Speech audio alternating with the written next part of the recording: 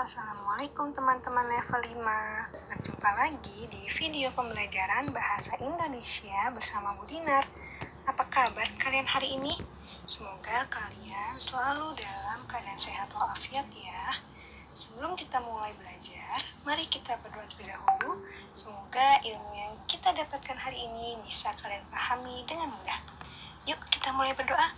A'udzu billahi minasyaitonir rajim. Bismillahirrahmanirrahim. Raditu billahi rabba wa bil islami dina wa bi Muhammadin nabiyya wa rasula.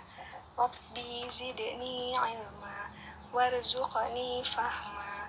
Rabbi shrah li sadri wa yassir li amri wahlul 'uqdatam min lisani yafqahu qawli.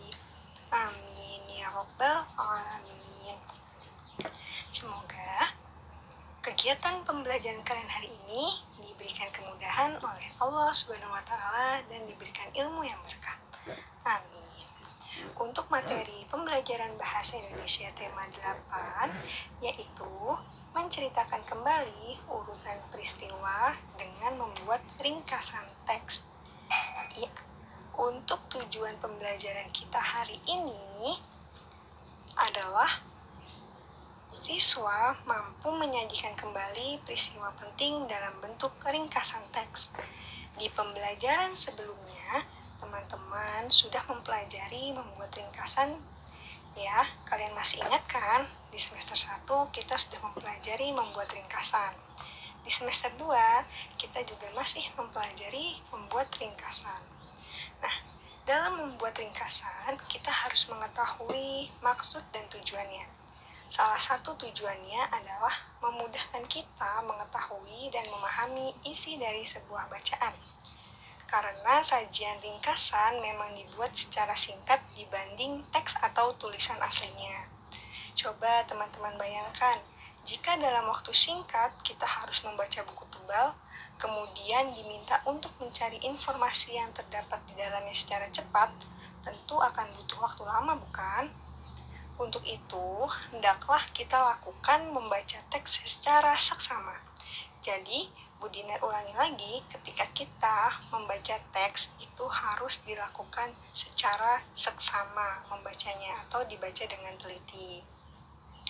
Imam Syafi'i rahimahullah juga pernah bertutur, ilmu adalah buruan dan tulisan adalah ikatannya. Ikatlah buruanmu dengan tali yang kuat, termasuk kebodohan jika kamu memburu kijang. Setelah itu kamu tinggalkan terlepas begitu saja. Diwan Asy-Syafi'i.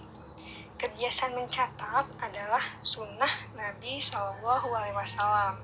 Setiap kali kita mendengar ilmu, maka ada baiknya kita perlu mencatat.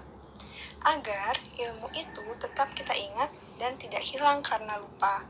Kemampuan meringkas tentunya sangat bermanfaat agar kita bisa mencatat dengan baik ilmu yang kita dengar dan juga kita baca. Ya, ringkasan merupakan informasi mengenai suatu hal atau kejadian yang disampaikan secara lebih singkat dan padat dibandingkan dengan teks aslinya. Membuat ringkasan teks non-fiksi berarti menyajikan teks non-fiksi menjadi lebih singkat dengan mengambil intisari atau ide pokok yang terdapat dalam teks tersebut. Teman-teman perlu tahu bagaimana langkah membuat ringkasan. Bu Dinar akan menyampaikan kembali langkah-langkah membuat ringkasan. Yang pertama, bacalah teks dengan seksama. Hal ini perlu kita lakukan untuk dapat memperoleh gambaran isi bacaan secara garis besar. Ya, jadi ini perlu diperhatikan, yaitu membaca dengan seksama. Yang kedua, tandai dan catatlah kalimat yang di dalamnya terkandung ide pokok atau gagasan utama. Jadi, kalian perhatikan di setiap paragrafnya, kalian tentukan ide pokok atau gagasan utamanya. Yang ketiga, kemudian kalian mulai dengan menyusun kalimat-kalimat tersebut dalam buku catatan.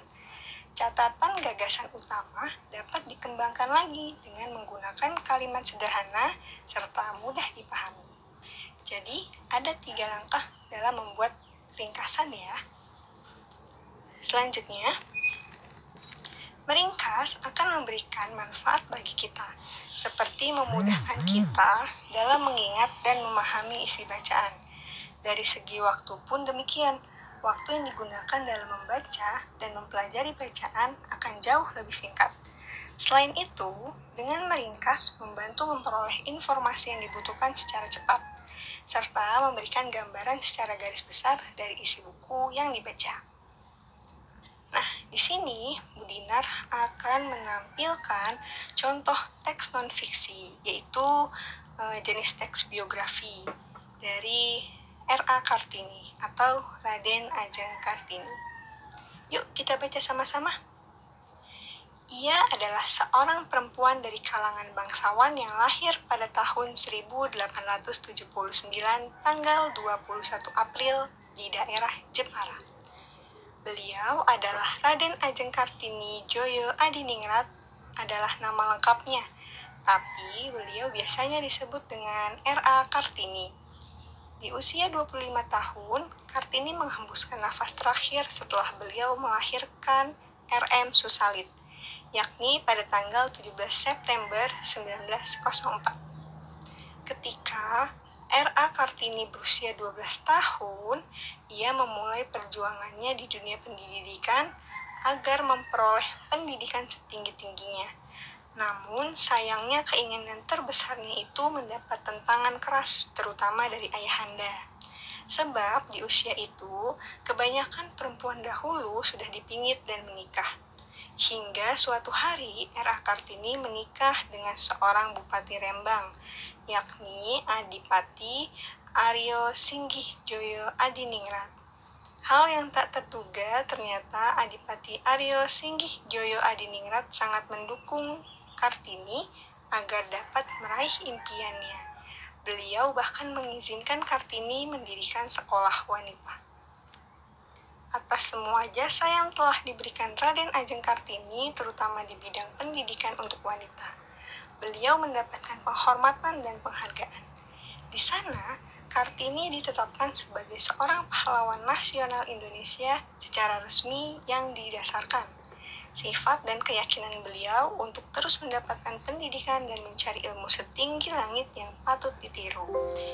Jadi, pada teks biografi ini terdapat 3 paragraf. Berarti di setiap paragrafnya kita bisa menemukan informasi penting ya, yang mana informasi pentingnya itu bisa jadi lebih dari 1.